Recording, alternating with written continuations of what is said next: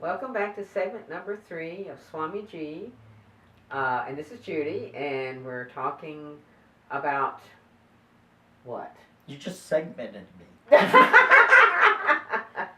Okay. We were speaking in our little break about being from my perception, being exactly where you are, whether you're in India, you're here, you're in Timbuktu, that everything is. Yeah. Now. Yeah, you don't move, the Now. location moves. Can you expound? And I'm beginning to experience that in my Okay, studies with you. okay. You appear to go and get into a car, then drive that car to the airport, get on a plane, fly that plane to India, get off that plane, get in a rickshaw and go to a temple. Right. When actually, the car comes to you, it opens and you don't move. You just don't move. There's no movement whatsoever. It's a total myth. The world moves. The perspective moves. It's all a mental concept that plays out in your head.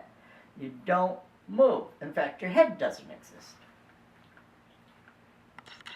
So what would you say to the person, and you're sojourner, I'm sure you've gotten this question, well, yeah, I went to India and I got malaria and a camel bit me and I'm back home. I mean, yeah, that happened to me. What? I mean, somebody watching this video is going to come up with that concept. Yeah. Well, yeah, I went to India and all these things happened to me. How can he say, that it's moving past me? Can you elaborate? I don't understand what you mean by moving past Not me. past, but... It's moving in your head. It's not moving past you. Okay. It's a set of pictures that are... The mind perceives through seeing, Mm-hmm. and hearing, and Mm-hmm. tasting, and touching. Mm-hmm. Now, all these perceptions turn into impulses in the nerves. The nerves bring them to the ganglia up the back and into the brain, and somewhere in there they become pictures and sounds, and it's just all made up. Okay, all made up. So that's what in an earlier, you can't prove to me that this is real because it's just a bunch of neurons firing in a gooey glob of gelatinous stuff in a cranium. I mean, that's as much science has figured out as how they can say that this perception is going on. But I take it one step further, that this is all a self-deluding process. For a reason? No What? reason? For any reason? No reason? Doesn't matter? Yeah, there's a big reason. Reason is what? Solid! Solid! I got solid! For the journey. Yeah. Spirit. No, you miss it. Solid. We are spiritual beings. We are etheric beings. There is no solidity. It's a joke. If you investigate it on an atomic level, you'll find the atoms are so far apart that everything passes through everything. And then when you check the atoms out, the protons, neutrons, and electrons, they're like, my God, they're just like another solar system, which is mostly space and very little anything. And when you investigate the matter, it just keeps disappearing. So what makes your big toe? You. Okay. Because... You deluded yourself believing there's a toe in front of you when there's nothing in front of you. Nothing in front of Yeah, me. nothing. Even if you can feel that. Supposedly. If there's a me to feel something.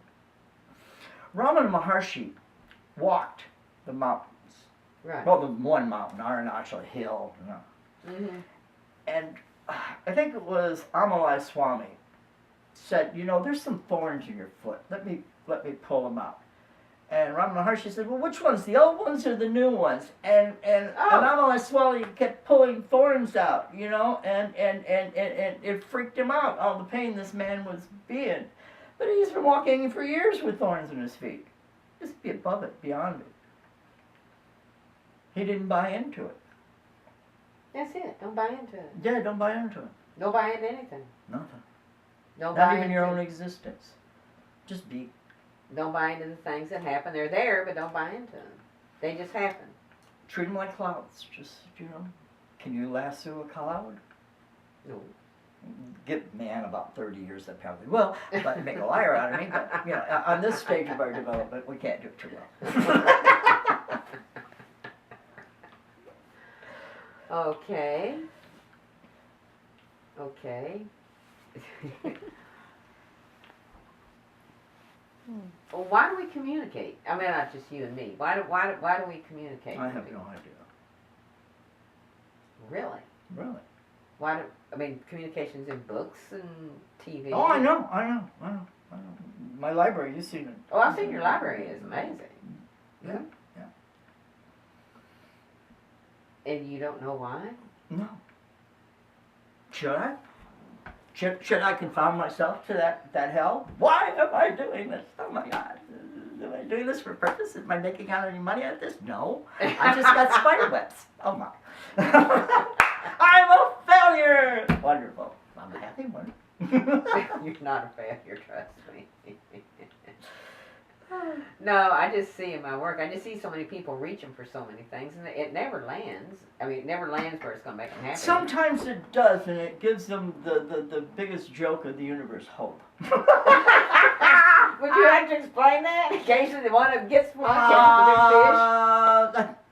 I think it was on National Geographic, I'm not sure, but they were talking about probabilities and how if you have so many colored balls and a few yellow ones, that so many would show up in so many sequences, yeah, and then people rely on the sequences, and it gives them hope of winning at the slot machine, which is like you might as well just burn your money.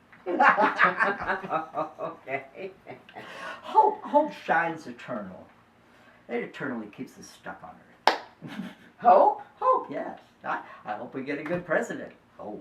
Isn't that sort of relative, depending on who's hoping? I hope the government is fair and wonderful. I hope my neighbor will stop playing the stereo too loud. Then he'll yell, "You're the idiots playing it too loud." So, yeah. Yeah, this hope thing, that sort of keeps you tied in, doesn't it?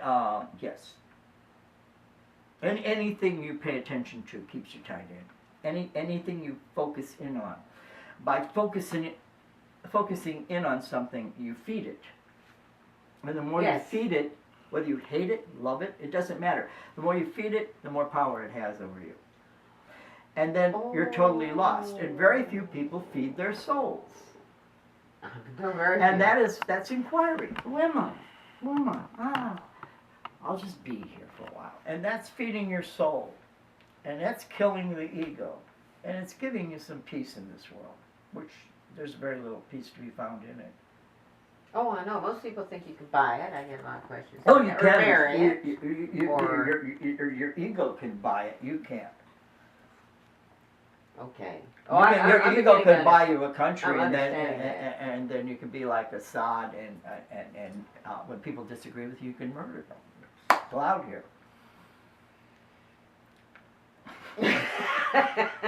You sort of took my breath away on that one, but that's just the ego. Just having to have that same you think we're any better than Assad?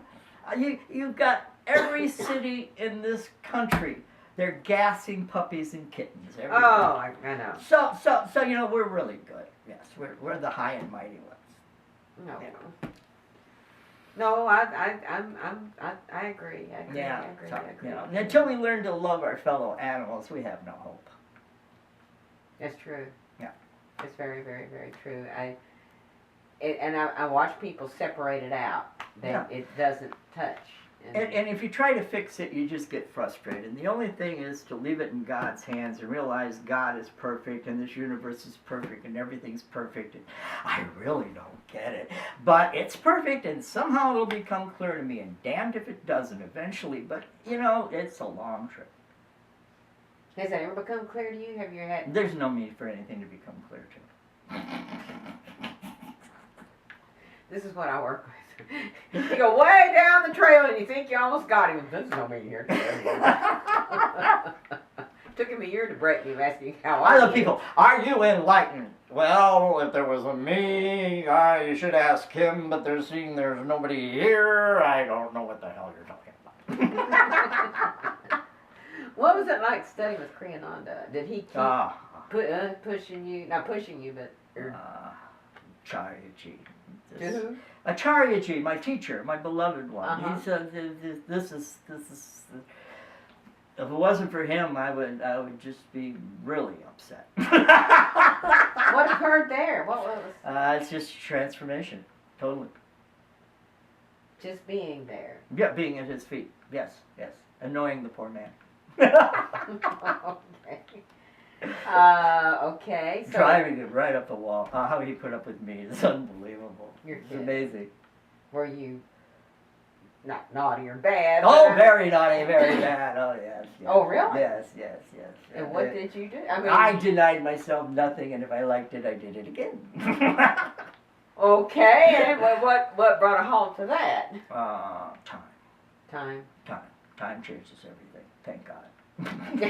God is right. Time does change everything. Yeah.